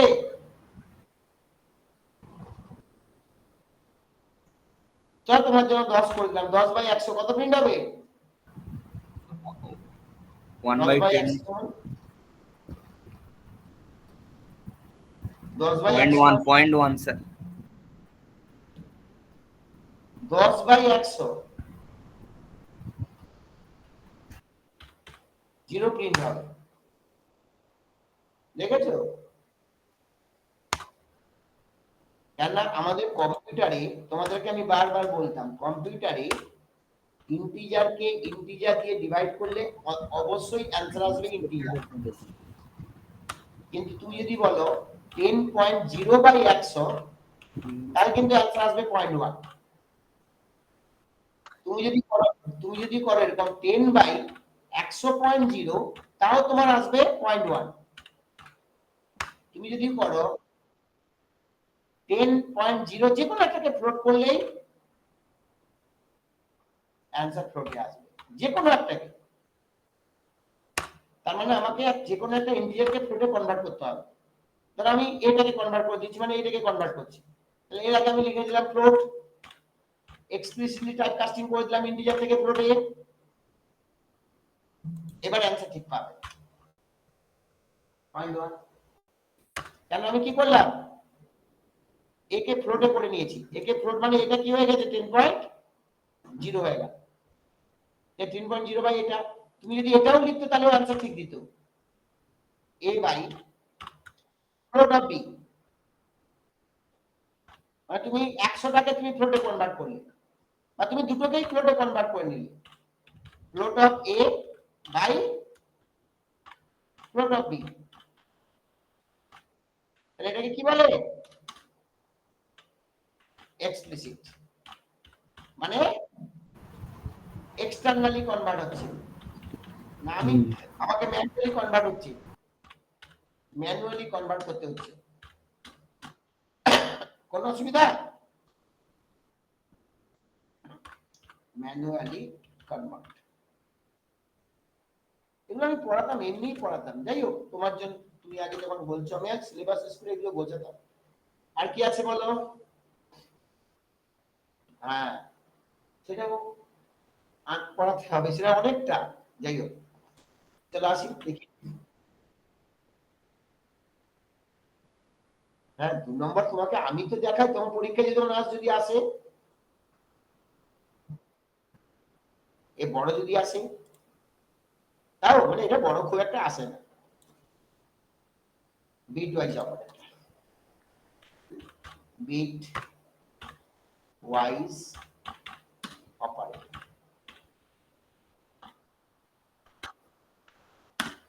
operation performed using binary number, using কি নাম্বার? Binary number. তুমি ডেসিমাল থেকে বাইনারি কনভার্ট করতে জানো? হ্যাঁ, তোমরা জানো সোমাবো আর ইয়ে কোন ডেসিমাল হ্যাঁ স্যার, বাইনারি কত হ্যাঁ হবে স্যার, জানো তো? হ্যাঁ স্যার, বাইনারি 0000। ধরো আমি বললাম int a equals to ধরো দিলাম 8, তার বাইনারি কত?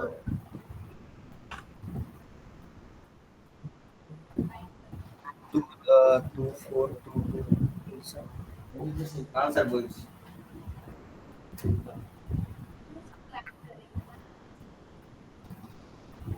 প্রসেস ছিল একটা।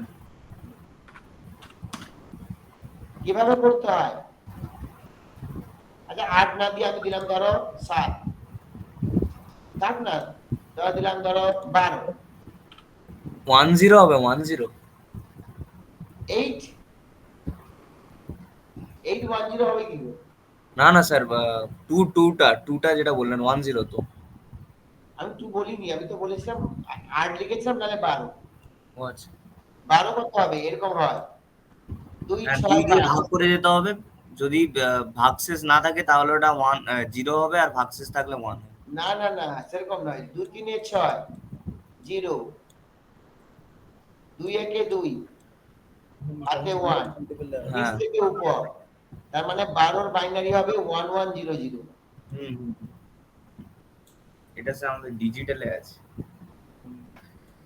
Digital circuit. না বুঝিনি?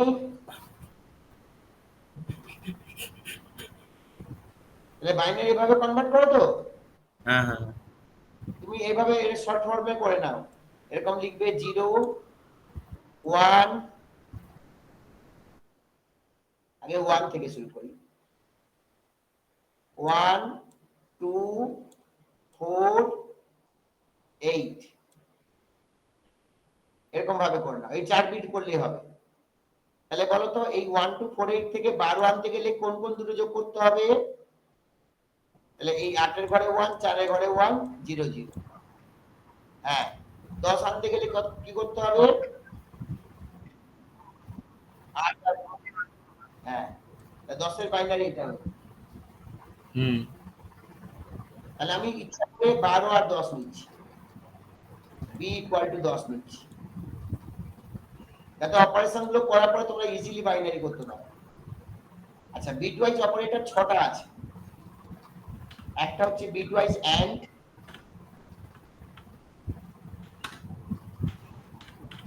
যেটা তোমার এরকম একটাই তোমার এম্পারসেন্ট দিয়ে লিখতে হয়। দুটো এম্পারসেন্ট দিলে লজিক্যাল অপারেটর হয়ে যাবে, লজিক্যাল এন্ড হয়ে যায়। বিট ওয়াইজ অর, হ্যাঁ হ্যাঁ, এর একটা। তিনে আছে bit wise not,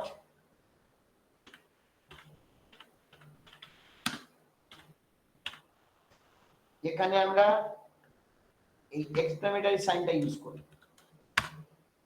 4 number bit wise dot, যেখানে আমরা এই ক্যাপটা ইউজ করি সিম্বল হিসাবে। 5 নম্বর bitwise left shift, bitwise left shift,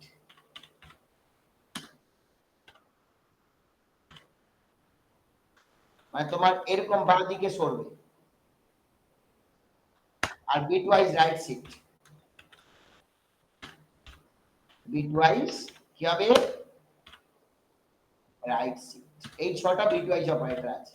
তুমি 2 মার্কস থাকলে তুমি বিটওয়াইজ অপারেটর কি জিনিস বলে এই ছটার নাম লিখে দিয়ে আসতে পারলে হবে, কিন্তু দুয়ের থেকে যদি বেশি থাকে একটা এক্সাম্পল দিয়ে বুঝিয়ে দিয়ে আসতে হবে, ঠিক আছে?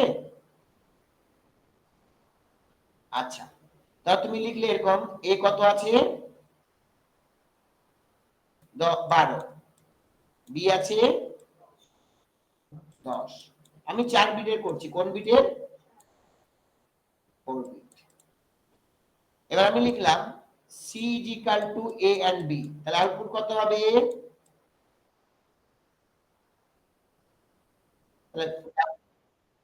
না না না, 12 এর বাইনারি কত আর 10 এর? এবার এন্ড গেট লাগাও, এন্ড গেট প্রোডাক্ট 0 0 তে 0 বেরোবে, 0 0 তে 0, 1 1 এ 1, তাহলে 1 এখানে বসাও, 1 তিনটে 0 মানে কত ভ্যালু? 8, তাহলে মানে সি এর মধ্যে বেরোবে 8। তুমি এমনি এটাকে তুমি প্রোগ্রামে লিখে এটা করে দেখতেও পারো, 8ই বেরোবে। ক্লিয়ার?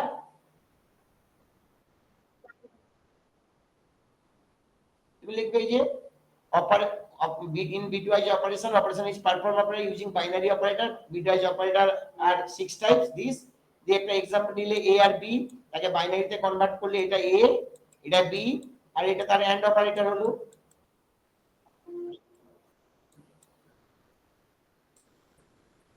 a and b, তার মানে কত হলো? এইরকম তুমি প্রোগ্রামে রান করে দেখতে পারো, এইটি আসবে। তুমি মানে চাইলে লিখতে পারো, লিখলে এটাই আসবে। তুমি int a equal to 12 b equal to 10 করে এই লাইনটা লেখার পরে c কে প্রিন্ট করবে, দেখবে আরডি আসবে। ঠিক আছে? আচ্ছা, এবার ধরো আমি লিখলাম c is equal to a or b,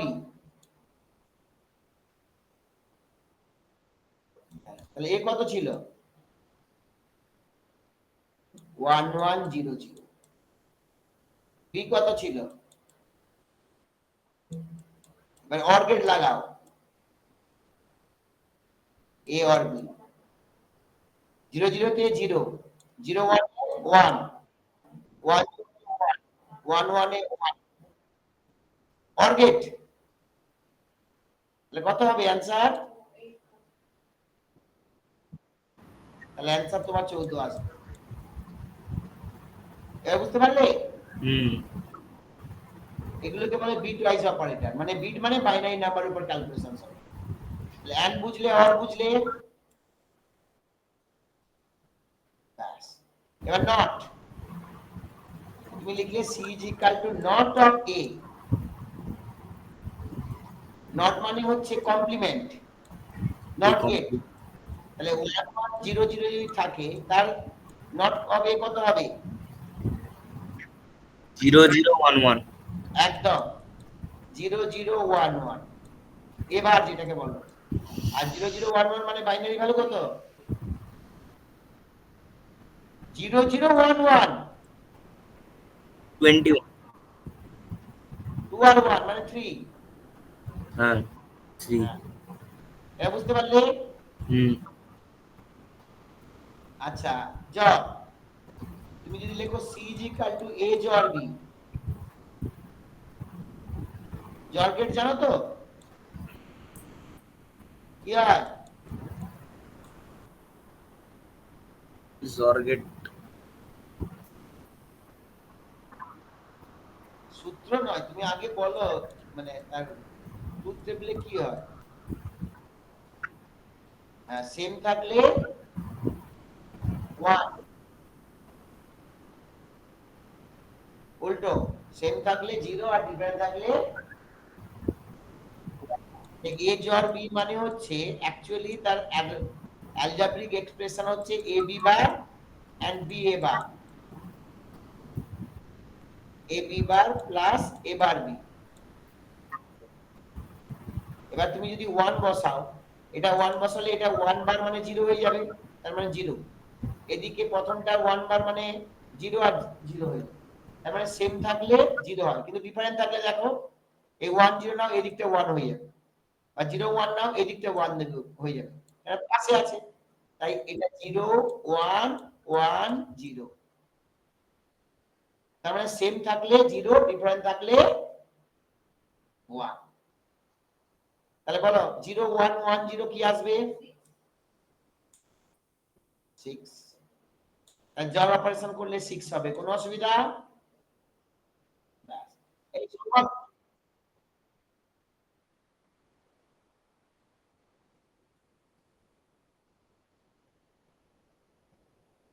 মানে এর জব তখন আসবে, কিন্তু এটা তো জ্বর শুধু, ওটা এক্স নট, এটা জ্বর, ওটা এক্স নট। আচ্ছা, কি নাম তোমাদের ঐশিক আর তোমরা বুঝতে পারছো তো? হ্যাঁ স্যার। হ্যাঁ sir. Bitwise left shift, bitwise left shift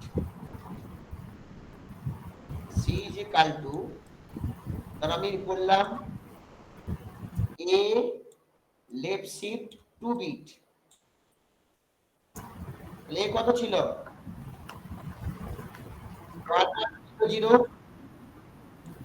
একটা বিট শিফট হয়ে গেল, তাহলে কি থাকলো এখানে 1 0 0, আর ডান দিক থেকে একটা 0 ঢুকলো, যা শিফট হয়ে গেল সেটা বাদ দিয়ে দিই, হ্যাঁ, আবার একটা বিট আবার একটা শিফট হবে, 0 0 হয়ে যাবে, তার মানে 0 0 0 0 0, 0। তার মানে আউটপুট কত আসবে? চারটে 0 মানে কত? 0। মানে আমি ক বিট দিয়ে পড়াচ্ছি, তাহলে 4 বিটের পরে যদি এক্সট্রা এই একটা বিট শিফট, মানে ক বিট শিফট করতে বলেছি, তাহলে এই বিটটা শিফট করলে কি হবে? বেরিয়ে যাবে। দিয়ে আবার দেখো একটা বিট শিফট করলাম, এ এখানে চলে এলো, এ এখানে চলে এলো, এ এখানে চলে গেল, আর পিছন দিক থেকে 0 ঢুকে গেল। আবার এই বিটটা শিফট করলাম, এ এখানে চলে এলো, এ এখানে চলে এলো, এ এখানে চলে গেল, পিছন দিক থেকে 0 ঢুকে গেল। আমি 4 বিটের করছি, যদি এটা আমি 8 বিটের করতাম তাহলে 1 1 0 0 0 0 মানে অনেক বড় একটা নাম্বার আসতো আউটপুটে।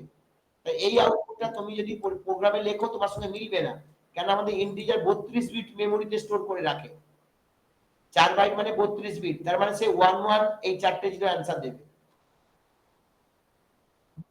কেন সেটা 32 বিট নিয়ে অপারেশন করবে। আমি তো তোমার সুবিধার জন্য 4 বিট নিয়ে করছি, নালে 32টা 0 আগে মানে এখানে আর 28টা 0 লেখা তো বিশাল ব্যাপার, কিন্তু এগুলো সমান আসবে, কেন বলো তো? এগুলো তো সব 0 থাকলে তো যাই থাকুক না কেন এটাই আসবে, এর আগে 0 থাকলে যাই থাকুক না কেন এটাই আসবে, ঠিক আছে? তা বুঝিনি? এবারে bitwise right shift operator, ধর আমি সি লিখলাম এ রাইট শিফট 2, এটা সেম আসবে आंसर, তুমি যদি রান করো বলি 1 1 0 0, তাহলে এই বিটটা শিফট হয়ে চলে গেল, তাহলে এই 0টা এখানে সরে এলো, এই 1টা এখানে এলো, এই 1টা এখানে এলো, আর এখানে 0 ঢুকলো, কোনো অসুবিধা? পরের বারে এই 0টা আবার বেরিয়ে গেল, তাহলে এই 1টা এখানে এলো, এই 1টা এখানে এলো, এই 0টা এখানে এলো, আর এই দিক থেকে 0 ঢুকলো, তাহলে কত আসবে? 0 0 1 1 মানে 2 আর 1 মানে 3, মানে এটা দেখে তাড়াতাড়ি যে কোনো মানে 16 পর্যন্ত যে কোনো তুমি বলো তার বাইনারি এখানে, হ্যাঁ তুমি এখানে 16 লিখে দাও, তাহলে 32 পর্যন্ত যে কোনো নাম্বারের বাইনারি এখান থেকে কনভার্ট হয়ে, ঠিক আছে? 32 লিখে দাও এর পাশে 64 পর্যন্ত যে কোনো নাম্বার, তারপর 64 লিখে দাও 128 পর্যন্ত যে কোনো নাম্বারের বাইনারিটা দেখে দেখে হবে, এরকম ভাগ করে নাকি ওই ছোটবেলায় ওই তোমরা এখন সেমিস্টার 1 2 আছে তো, ঠিক আছে ভাগ করে করে দাও, আমি পড়ানোর সুবিধার জন্য এটা তাড়াতাড়ি করে দিলাম, ঠিক আছে? হ্যাঁ স্যার। মানে এগুলো এমনি পড়াতাম, আমাদের বিট ওয়াইজ অপারেটর এটি এগুলো সব এমনি পেতে তোমরা। চলো আর বাকিগুলো আর দেখবো না। আর কত আছে? আর নিজে কিছু করো, আর কিছু আমি নেক্সট দিন আবার দেখে দেবো কিছু।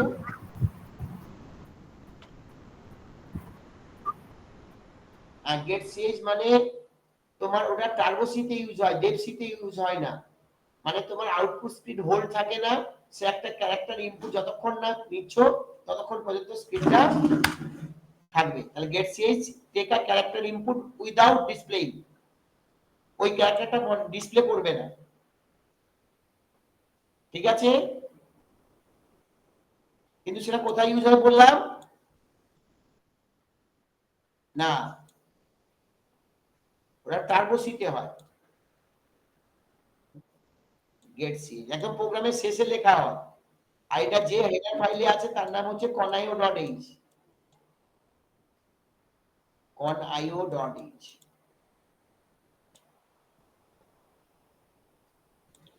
এটা কাজ কি? ইনপুট আ ক্যারেক্টার উইদাউট ইকুইং, মানে দেখাবে না ক্যারেক্টার উইদাউট শোয়িং। এই টপিকগুলো পড়িনি, সেজন্য তোমার এত থাকছে। গোছালে দেখবে হয়ে যাবে, কিন্তু ওই গোছানো পর্যন্ত আমাকে সময় দিতে হবে। নেক্সট ক্লাস বুধবার নেব। ওটা তো তোমার থিওরির আগে লাস্ট ক্লাস হয়ে যাবে। না না না, তোমার থিওরি আগে লাস্ট ক্লাস হয়ে যাবে তো, তারপর তো আর পাচ্ছ না। ঠিক আছে, বুধবার দিন তোমার আর যার টুকটাক প্রবলেম আছে দেখে নেবো, আমি ওই পয়েন্টারটা আর ফাইলটা পরে পড়াবো। ঠিক আছে, এগুলো এমনি পড়াতাম, আগে পড়ে নিচ্ছ তুমি, কোনো অসুবিধা নেই। আর তুমি যতটা পারবে একটু নিজে চেষ্টা করে নিও, কিন্তু এগুলো এই ছোট ছোট জিনিসপত্রগুলো। আর যেগুলো পারবে না আমি পড়াবো, সেগুলো চিন্তা নেই, মানে আমার অসুবিধা কিছু নেই, কিন্তু আমাকে সময় তো দিতে হবে। আর যদি তুমি